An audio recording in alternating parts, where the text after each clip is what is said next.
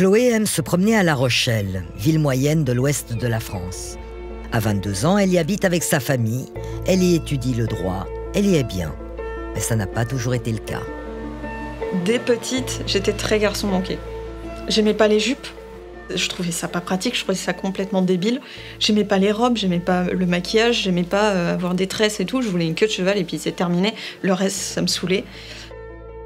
J'avais vraiment un caractère qui était pas féminin, qui était pas le caractère de la petite fille toute gentille, tout ça. C'était tu m'énervais, tu dégageais en fait. J'ai toujours été seule. Seule et victime de harcèlement. Au collège, j'ai jamais eu réellement de cercle d'amis. J'étais très renfermée, je passais mes journées dans ma chambre et je passais vraiment ma vie sur mon ordinateur. Mais la rencontre avec une bande d'ados va l'éloigner de son écran. Et je me disais, mais enfin j'ai trouvé un groupe. C'est pas trop tôt. Un groupe comme moi, qui mettait pas forcément de maquillage, qui s'habillait avec des pantalons et pas forcément des jupes ou des robes. J'apprends qu'elles sont un peu... Il y en a certaines qui se disent non-binaires, il y en a qui se disent hommes au lieu de femmes, il y en a j'oublie les mots, mais qui sont vraiment... qui refusent de s'identifier en tant que femme ou en tant qu'hétérosexuelle. Et vraiment, je commençais à faire comme ce groupe. Elle respirait, elle mangeait, elle vivait transactivisme, LGBT, tout ce milieu-là, wokiste. C'est vraiment, je commençais à être pareil.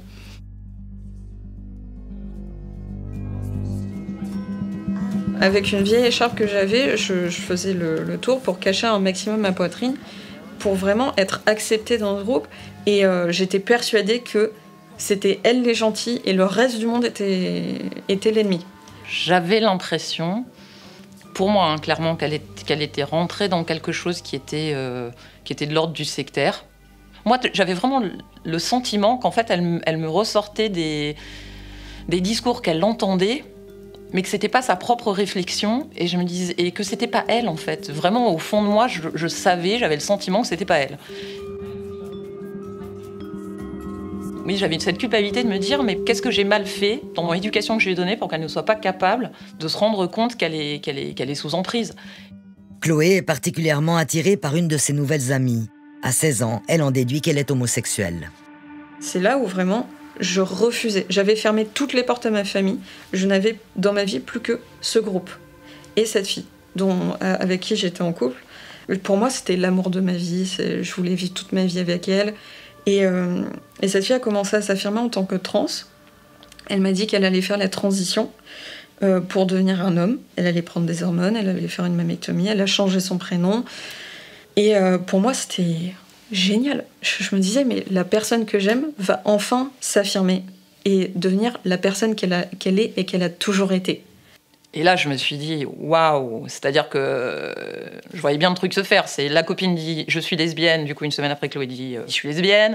La copine a un habillement. Quelques semaines après, Chloé adopte cet habillement. Je me suis dit, là, la copine vient de lui dire, je suis un garçon, je veux transitionner, je vais prendre des hormones, etc.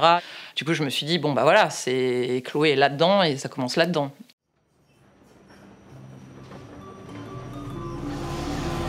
Et puis la vie de Chloé va s'effondrer. Du jour au lendemain, son amie la quitte sans explication. La violence de la rupture bouscule toute sa vie.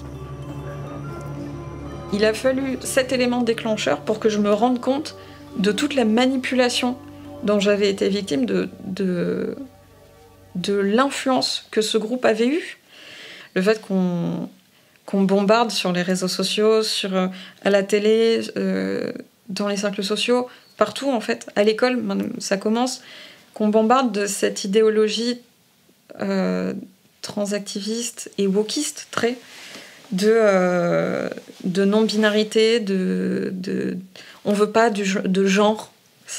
Non, enfin, pour moi, c'est très mauvais parce que pour des personnes qui sont en train de se découvrir, qui n'ont pas réellement les cartes, qui n'ont pas la connaissance, quand on a 13 ans, 14 ans, je suis désolée, mais c'est impossible de savoir réellement.